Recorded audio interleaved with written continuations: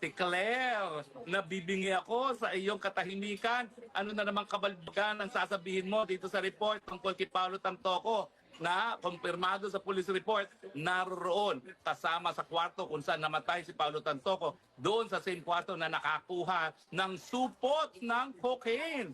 Ang ating First Lady, ano na namang kabalbalan ang sasabihin mo para umiwas sa katotohanan. Pero gaya ng sinasabi ko, I love Anticlaire. Mapapabilis ang pag-alis kay Marcos dahil sa kanya. We love you. Huwag kang aalis dyan. Kailangan ka namin ng mas mapabilis ang pagpalit sa tao na walang kakayahang mamuno. Hello, an invisible force is holding you back without you knowing. What if I told you that every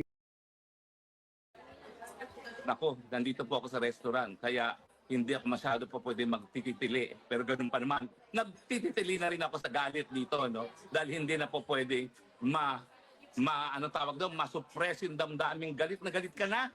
Insulto na sa mamamayang Pilipino yan. Ano ba yan? Criminal na First Lady, addict na First Lady. Ano ba yan? Pinagtatawanan na tayo, tapos pupunta ka ngayon doon kay Trump. Huy, mahiya kayong dalawang mag-asawa, ha? Sasabihin ni Trump, oh, have you had your cocaine today, Mr. President? Madam First Lady?